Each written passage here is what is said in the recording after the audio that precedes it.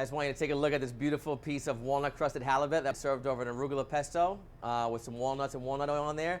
How's it going? I'm Mike Isabella, chef owner of Graffiato restaurant in Washington, D.C.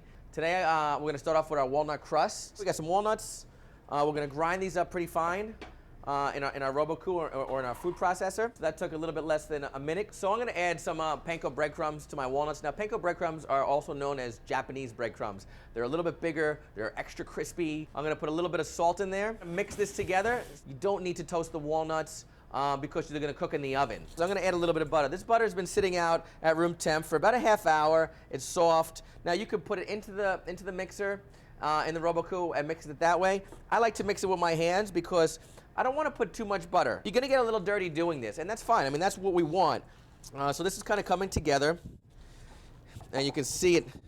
You don't want to see any like white spots. You want all nice golden brown walnuts kind of mixed together. So now we have the parchment paper, and we're going to put our walnut crust into the middle, and then we're going to fold the parchment paper directly over the walnut crust. I have a rolling pin right here. It's kind of flattening it out all evenly across the paper. It's nice and thin. We're about a 1/4 inch thick. We want to put this on the sheet tray and pop it in the freezer. I have some beautiful fillets of halibut. I'm going to season it up with salt. Whenever you lay it down, you always want to start towards you and push it against you. So if the oil splatters, it goes away from you. You don't burn yourself.